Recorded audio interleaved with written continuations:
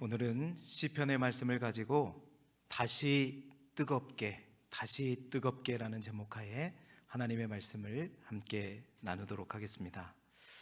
오늘은 아주 특별한 날이죠. 물론 오후에 있을 우리가 2013년에 임직식을 하고 이제 9년 만에 다시 하게 되는 임직식이 있는 날입니다. 우리 성도님들의 아낌없는 기도와 함께 이제 4개월 동안 또 훈련과 기도로 준비된 임직자들이 세워지는 날입니다. 코로나19 위협 가운데 실시되지만 모든 예식이 은혜 가운데 잘 치러지게 될 줄 믿습니다.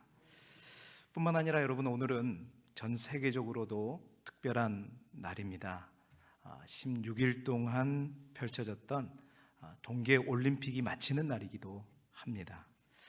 사실은 이제 올림픽을 보신 분들도 알겠지만 말도 많고 또 탈도 많았던 중국에서 열린 올림픽이었던 것 같습니다.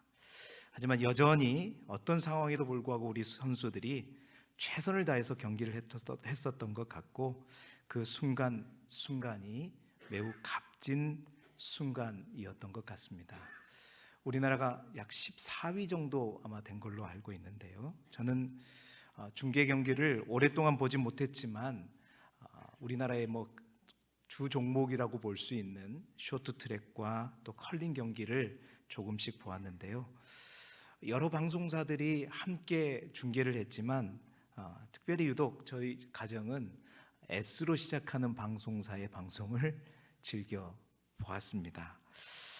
그 방송을 보면서 제 눈에 띈 그 방송에 이 올림픽 슬로건이 있더라고요. 그게 뭐냐면 바로 오늘 제가 여러분과 함께 나눌 제목으로 올려드린 다시 뜨겁게라는 슬로건이었습니다. 4년 전 평창 동계올림픽 때도 그 방송국이 다시 뜨겁게 했거든요. 그때는 2002년에 있었던 월드컵의 영광을 다시 뜨겁게 회복하자라는 슬로건이었던 것 같은데, 아마 이번에는 4년 전에 있었던 이 평창 동계올림픽의 그 뜨거움을 다시 회복하자라는 의미에서 그런 슬로건을 냈던 것 같습니다. 이 목사라서 그런지 다시 뜨겁게가 저는 굉장히 영적으로 들렸습니다. 할렐루야. 굉장히 은혜스럽게 들렸습니다.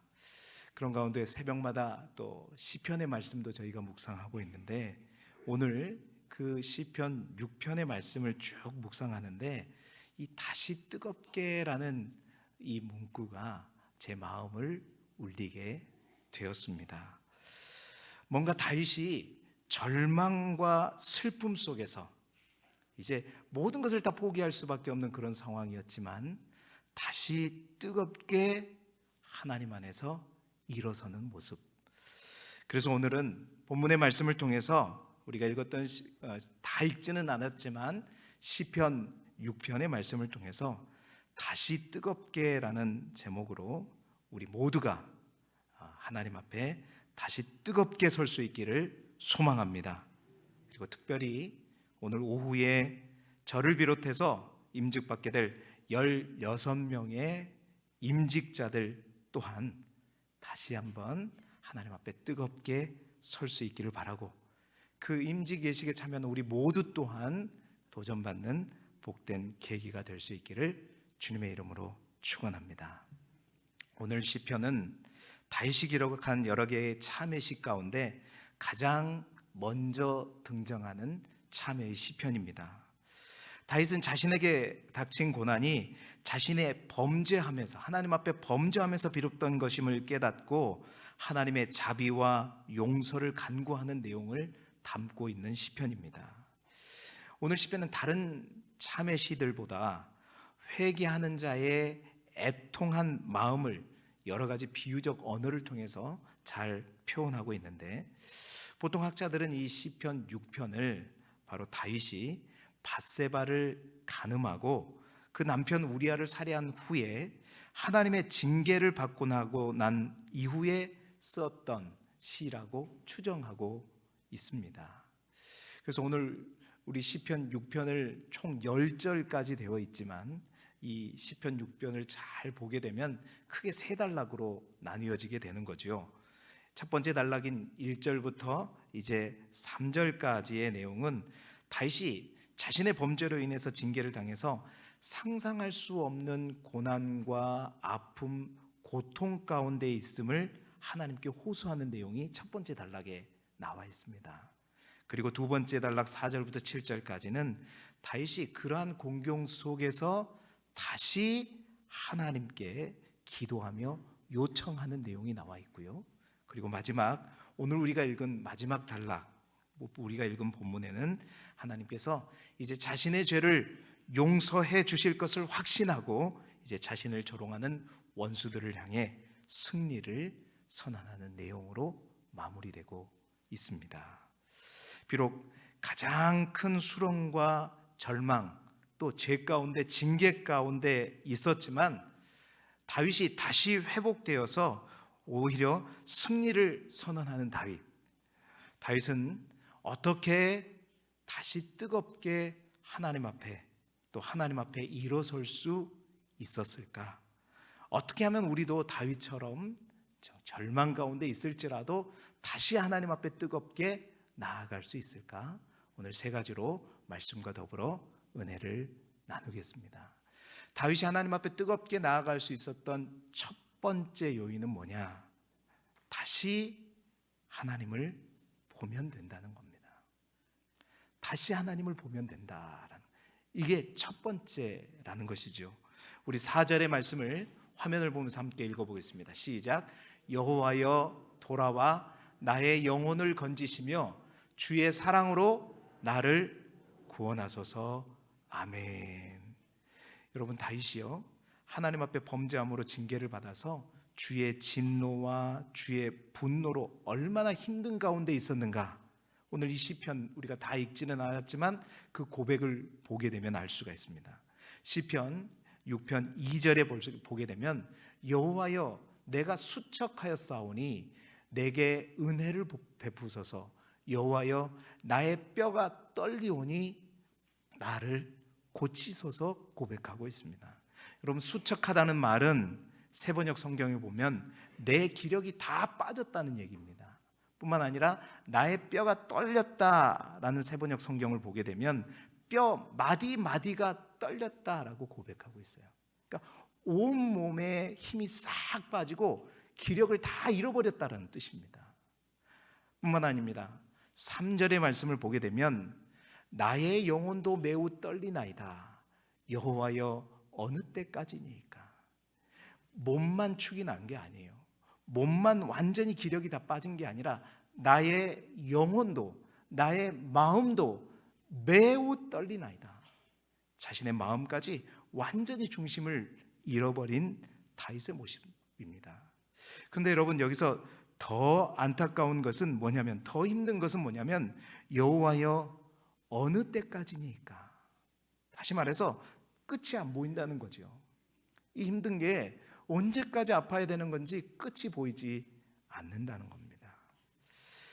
그런데 여러분, 그런 절망의 깊은 수렁 속에서 그는 다른 것은 다 잃고 다 놓쳐버렸습니다. 다 잃어버린 것 같았습니다.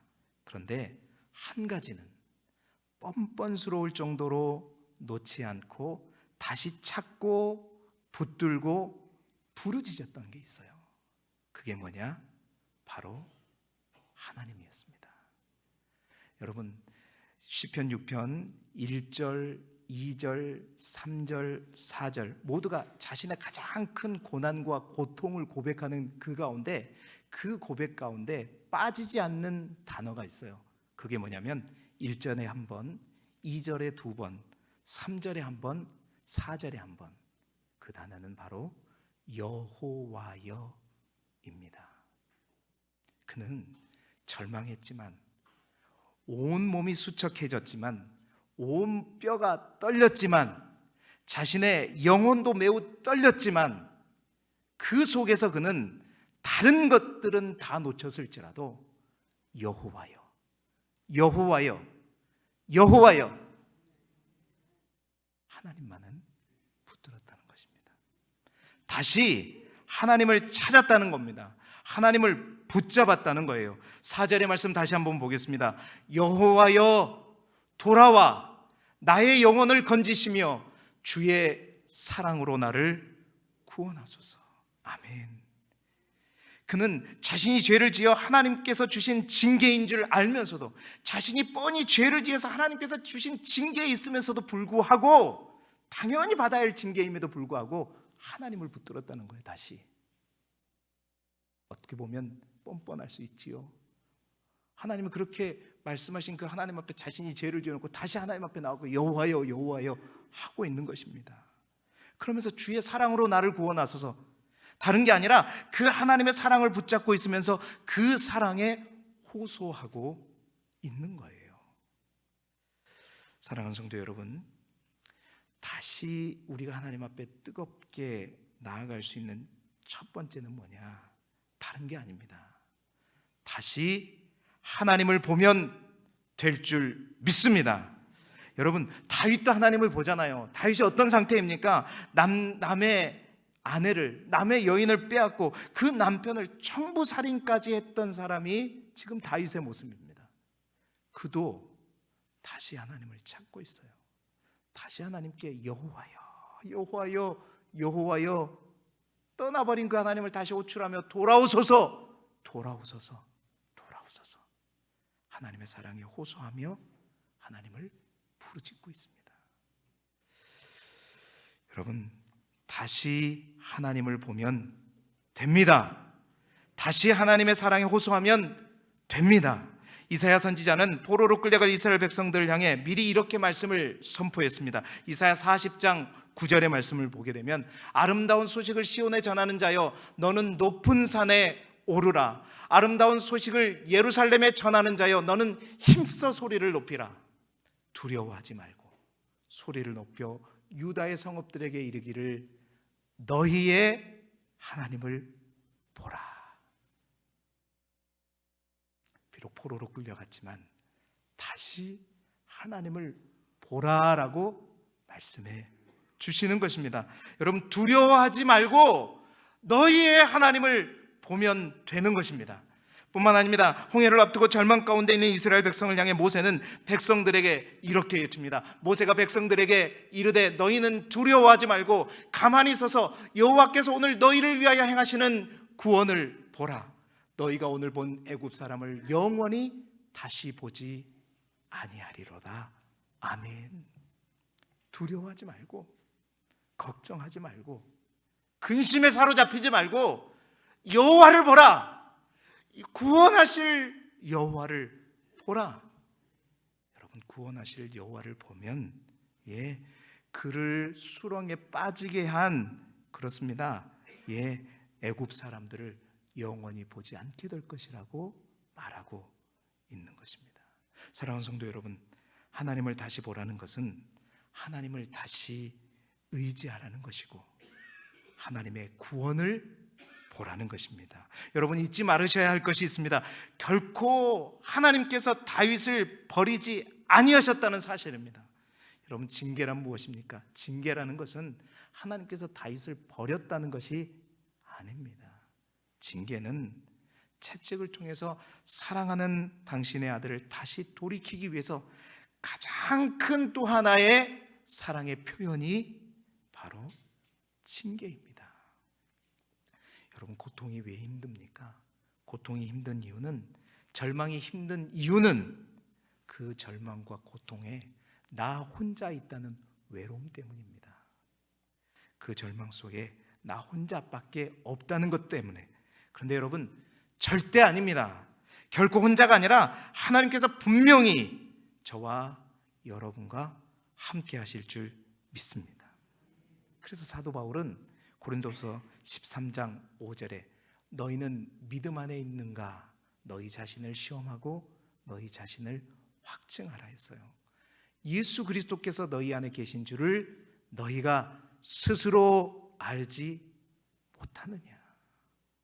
여러분, 절망 가운데 있을지라도, 하나님의 징계 가운데 있을지라도 반드시 하나님 우리와 함께 하시고, 주님은 다른 곳이 아니라 우리 안에 계십니다.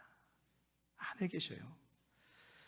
비록 하나님 앞에 염치 없어도, 부끄러워도, 뻔뻔스러워 보여도 우리를 사랑하시는 하나님은 얼마나 간절히 다시 우리가 하나님을 보게 되기를, 다시 하나님을 부르짖고 찾기를 기다리고 계시는 거예요. 다시 하나님을 보면 됩니다. 어떤 상황 속에서도 우리가 주님을 다시 보면 되는 거예요. 절망을, 아픔을 피하지 마시고 그 속에서 하나님을 다시 보시고 분명히 보시는 사랑하는 길쭉의 모든 성도님들이 되시기를 그리스도 예수 이름으로 축원합니다. 두 번째로 우리가 다시 뜨겁게, 어떻게 다시 뜨거워질 수 있는가? 다시 울면 됩니다. 다시 울면 됩니다. 우리 8절의 말씀을 함께 읽어보겠습니다. 시작. 악을 행하는 너희는 다 나를 떠나라. 여호와께서 내 울음소리를 들으셨도다. 아멘. 두 번째, 어떻게 우리가 다시 뜨겁게 될 수 있는가? 다윗처럼 다시 울면 된다는 거예요. 누구 앞에요? 하나님 앞에 다시 울면 된다는 것입니다. 여러분, 다윗이 얼마나 울었을까요? 6절의 말씀을 보게 되면 내가 탄식함으로 피곤하여 밤마다 눈물로 내 침상을 띄우며 내 요를 적시나이다. 다윗이 정말로 얼마나 눈물을 많이 했는지 비유적으로 표현하고 있잖아요. 밤마다 눈물로 내 침상을 띄울 정도로 울었다는 것입니다. 그 눈물로 내 요를 밤마다 적셨다는 거예요. 뿐만 아닙니다. 이어지는 7절에서는 눈물로 인해서 하도 울어서 눈이 어두울 정도로, 눈이 침침할 정도로 울었다라고 이어지는 7절에 고백하고 있어요. 사랑하는 성도 여러분, 하나님 앞에 우리가 다시 울면 됩니다. 여러분, 생각해 보시기 바랍니다. 여러분이 하나님과 가장 가까웠었던 때가 언제였습니까? 어느 때가 여러분 하나님과 가장 깊이 만나셨습니까? 우리가 일을 많이 할 때, 어떤 큰 직분을 맡았을 때 우리는 기쁠 수 있었죠. 그러나 여러분, 잘 생각해 보시면 우리가 하나님과 가장 깊이 만나고 가장 가까웠을 때는 다름 아니라 하나님 앞에 우리가 눈물을 흘릴 때였다. 그것이 기쁨의 눈물이 되었든지, 그것이 슬픔의 눈물, 고통의, 아픔의, 회개의 눈물이 되었든지, 하나님 앞에 눈물을 흘릴 때 우리는 하나님과 가장 친밀했었다는 거죠. 그렇습니다. 교회만 오면, 그냥 하나님의 전에만 오면 눈물의 샘이 터지고, 뿐만 아니라 기도를 시작하면, 찬송을 부르기만 하면 눈물이 뚝뚝 떨어지고, 여러분, 우리의 눈에 눈물이 회복되면 다시 뜨거워질 수 있습니다. 특별히 우리 교회 많은 어르신들이 많은데요, 영등포교회 원로 목사님이셨던, 그랬다가 104세에 하나님의 부름을 받으신 방지일 목사님 계십니다. 그 목사님은 그 장수의 비결을 말씀하시면서 그는 이렇게 그 목사님이 이렇게 말했어요. 자신의 장수의 비결은 눈물로 늘 하나님께 회개하는 것이다 라고 말씀하셨어요. 그래서 그는 항상 104세가 될 때까지 눈물로 하나님 앞에 눈물을 흘릴 때마다 자신의 심장이 뛴다라고, 그래서 더 오래 살게 되었다라고 고백하더랍니다. 여러분, 우리 모두가 이 땅에서 나이가 많다고 어른이 아닙니다. 하나님 앞에서 우리 모두가 아이요 자녀인 것이에요. 메말라 버린 우리의 눈물을 회복할 수 있기를 소망합니다.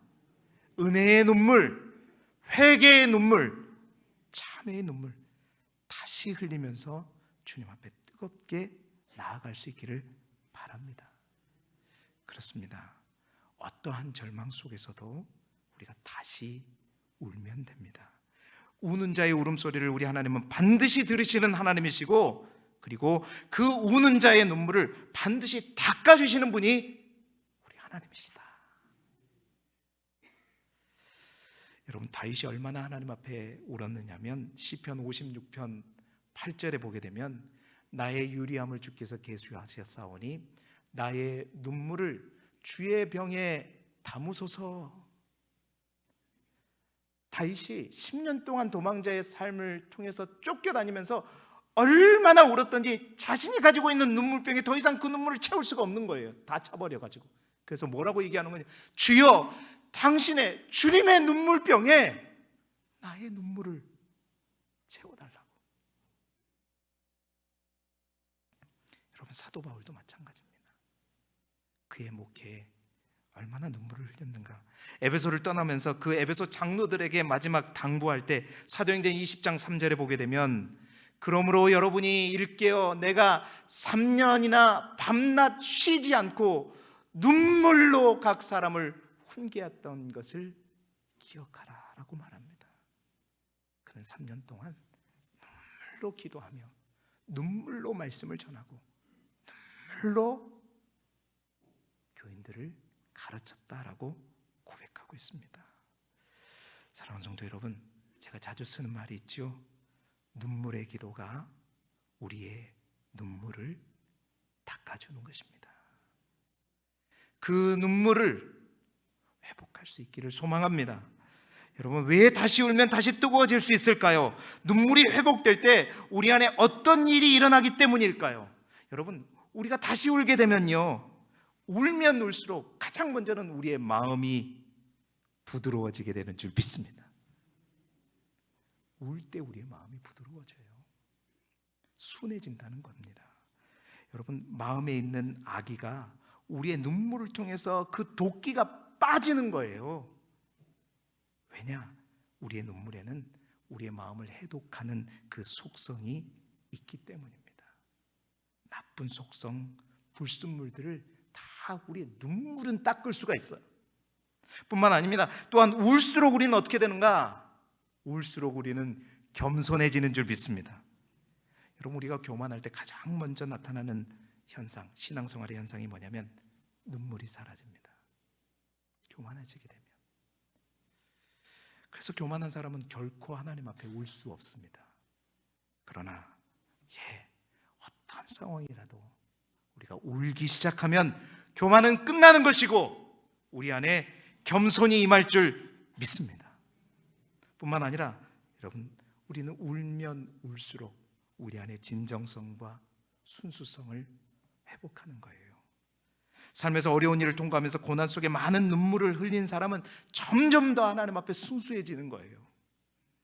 눈물은 말씀드렸듯이 우리 안에 있는 더러운 모든 것들을 다 씻어내고 우리를 하나님 앞에 순수하게 그냥 하나님의 말씀 그대로 받을 수 있도록 하나님과 우리와 연결된 관을 다 청소해주는 그 역할을 누가 하느냐? 무엇이 하느냐?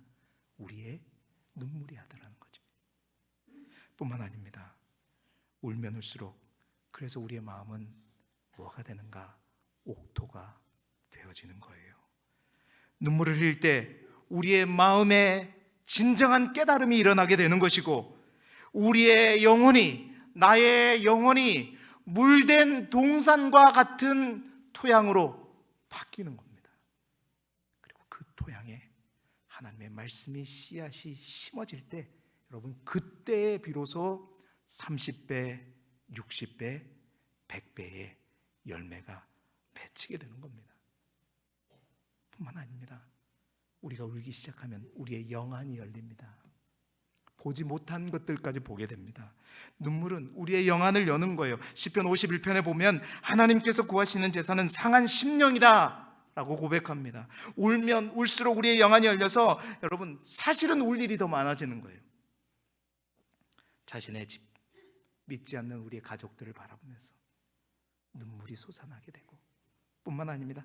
다른 사람의 연약함을 바라볼 때 우리의 눈물이 회복되면 그들을 향해 우리가 또한 눈물을 흘릴 수 있는 것이고, 뿐만 아니라 고통받는 자들을 외면하다가도 우리의 눈물이 회복되기 시작하면 그들을 보고 울 수 있고, 이 나라 민족을 향해서 울 수도 있고, 저 북녘 땅을 향해 울 수 있고, 저 아직 예수 그리스도를 알지 못하는 저 땅끝까지 있는 많은 선교지에 있는 영혼들을 바라보면서도 울 수 있는 겁니다. 여러분, 그래서 그 눈물이 넘칠 때 우리는 영적으로 더욱더 풍성함을 경험하게 되는 거죠. 눈물로 신앙생활할 때 성령께서 충만하게 역사하시고 더 풍성한 하나님의 은혜와 권능이 임하게 되고 이 땅에서 하나님께서 약속하신, 주님께서 약속하신 풍성한 삶과 천국의 기쁨을 누릴 수 있게 되는 것입니다. 사랑하는 성도 여러분, 먼저 저부터가 다시 우는 목회자가 되기를 소망합니다. 사랑하는 우리 장로님들이여, 다시 우시는 장로님들이 되기를 축복합니다. 다시 우시는 권사님이 되시고 다시 우시는 우리 모든 집사님들이 되시고 사랑하는 성도님들이 되시기를 축원합니다. 뿐만 아니라 오늘 임직을 받게 되는 16분의 모든 임직자 여러분, 여러분의 뜨거운 눈물이 반드시 회복되고 하나님 앞에 다시 울 수 있게 되기를 그리스도 예수 이름으로 축원합니다. 세 번째로 어떻게 하면 뜨거워질 수 있을까요? 이제 다시 시작하면 됩니다. 다시 시작하면 돼요. 여러분, 주님의 마음으로 다시 시작하면 된다는 겁니다. 오늘 시편 6편을 통해서 하나님께서 그 큰 시련과 절망과 고난을 통해서 다윗에게 주신 선물이 있다면 그건 뭐냐? 바로 하나님 앞에 더 겸손한 마음이에요. 다윗은 그 겸손한 마음을 하나님께 선물로 받았습니다. 여러분, 그 겸손한 마음은 바로 우리 주님의 마음인 것이지요. 이미 하나님 앞에 범죄하고 우리가 지었던 잘못된 집이 있었다면 여러분, 그것은 오히려 그 헌집이 무너져야 될 줄 믿습니다. 오히려 그것이 무너져야 새 집을 지을 수 있는 기회를 갖게 되기 때문입니다. 다윗은 자신이 그동안 세워놨던 공든 탑이 무너진 것을 바라보며 그 무너진 이후에 사로잡혀서 계속 절망하고 있지 않았다는 겁니다. 계속 주저앉아만 있지 않았다는 거예요. 계속 울고만 있지 않았다는 겁니다. 아니, 울 필요가, 계속해서 주저앉아 있을 필요가 없었다는 거예요. 왜요? 이제 다시 시작하면 되니까, 다시 지으면 되니까, 다시 싸우면 되니까. 이제 하나님께서 나에게 다시 싸울 수 있는 기회를 주셨다고 생각하고 이제 그는 더 단단한 기초인 하나님께서 나에게 선물로 주신 겸손과 끝까지 나를 붙드시는 하나님의 그 사랑의 기초 아래 약속의 말씀을 붙들고 그는 다시 집을 짓고자 했던 것이지요. 그래서 그는 비록 하나님 앞엔 더욱더 겸손해졌지만 이 겸손함을 가지고 그 하나님을 붙들고 그는 믿음은 더욱더 단단해져서 원수들을 향해, 대적들을 향해, 오늘 우리가 읽었던 시편 10절에 이렇게 얘기하죠. 내 모든 원수들이 부끄러움을 당하고 심히 떨미어 갑자기 부끄러워 물러가리로다. 아멘. 사랑하는 성도 여러분, 다시 시작하면 됩니다. 다시 지으면 됩니다. 여러분, 우리 주님께서도 부활하신 후 40일 동안 제자들과 많은 예수 그리스도를 따르는 자들이 예수 그리스도가 메시아이고 뭔가 큰 역할을 하실 것이라는 잘못된 하나님의 나라의 상을 가지고 따라왔는데 예수 그리스도가 죽게 되자 그의 모든 공분탑이 무너진 듯 했습니다. 그러나 예수님은 다시 부활하셔서 40일 동안의 제자들에게 하나님 나라의 일을 가르치셨다고 말합니다. 그것은 이제 그들이 무너진 자신의 잘못된 집을 다 잊어버리고 새롭게 지어야 할 집에 대해서 가르치신 것입니다. 그리고 그 집은 이전에 그들이 생각했던 집보다도, 이전에 그들이 지었던 집보다 더 크게 될 것이라고 주님께서 약속하셨어요. 약속한 것을 기다리라. 그리고 성령의 권능이 너희에게 임하게 되면 너희가 그 전에 지었던 예루살렘을 넘어서 유대를 넘어서 사마리아를 넘어서 땅끝까지 이르러 아름답고 크고 멋진 새로운 집을 성령의 권능 안에 짓게 될 것이다 약속하셨어요. 다시 지으라는 겁니다. 성령과 더불어 다시 시작하라는 것입니다. 그렇습니다. 주님의 마음으로 다시 시작하면 되는 거예요. 주님과 함께, 성령님과 함께 성령의 권능을 힘입어 다시 시작하면 되는 것입니다. 모래로 지은 집이 있다면 홍수로 빨리 쓰러지는 것이 오히려 잘 된 거예요. 이제 다시 지을 때 모래가 아니라 반석 위에 다시 지으면 됩니다. 다시 시작하자. 믿음의 집도, 기도의 집도, 봉사의 집도, 헌신의 집도 아멘을 크게 할 때까지, 사랑의 집도, 여러분의 가정도 다시 시작하십시다. 사랑하는 성도 여러분, 다시 뜨겁게, 다시 뜨거워질 수 있는 우리 모두가 되기를 소망합니다. 언젠가 이 시편을 본문으로 간증했던 자매의 이야기가 떠오릅니다. 여러분이 잘 아시고 한 번쯤 보셨을 것입니다. 이지선 자매, 이 본문을 가지고 간증을 하는 것을 제가 들은 적이 있어요. 해맑은 여대생이었지만 음주 운전자에 의한 6중 추돌 사고로 해서 뒤통수가 찢어지고 얼굴이 새까맣게 불에 타가지고 누군지도 알아볼 수 없는, 그래서 수십 번의 성형을 통해 가지고 복원된 얼굴조차도 참 우리가 보기에는 민망한 얼굴이었죠. 여러분, 누군지도 알아볼 수 없었던 그녀가, 화상을 통해 이전 얼굴을 완전히 잃어버린 그녀가, 원망과 불평과 절망 속에서 삶을 포기하려고 했던 그녀가 그 속에서 다시 하나님을 보기 시작하고, 다시 하나님 앞에 눈물을 쏟기 시작하고, 감사를 회복하고 다시 시작하는 그 간증을 통해서 그 자매가 이렇게 고백하더라고요. 나에게 고난은 진짜 축복을 담을 수 있는 그릇을 준비하는 과정이었습니다 라고 고백하더라고요.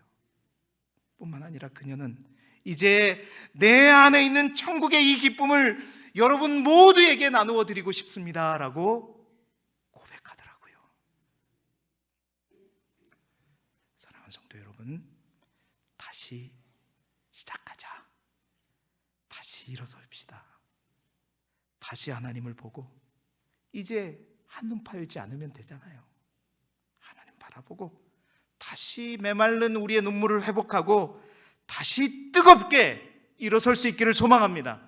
특별히 오늘 세워지는 임직식을 통해서 세워지는 16분의 임직자들 다시 뜨거워지시기를 바라고, 그들이 다시 세워지는 그들의 모습을 보면서 여러분들 그 시점, 여러분들이 다시 하나님 앞에 섰던 그 시점을 회상하시면서 다시 뜨겁게 하나님 앞에 우리 모두가 함께 나아가는 길두교회 성도들이 될 수 있기를 그리스도 예수 이름으로 축복합니다. 기도드리겠습니다. 하나님 아버지, 절망이 내게 다가와도 하나님을 볼 수 있고 그 하나님이 내 기도를 들으시고 나와 함께 하심이 믿어지면 절망은 끝나는 줄 믿습니다.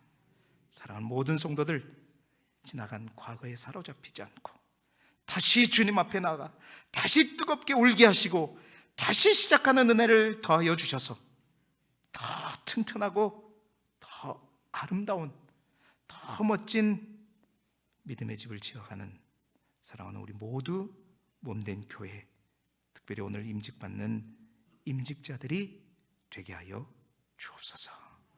예수 그리스도 이름으로 기도드리옵나이다. 아멘.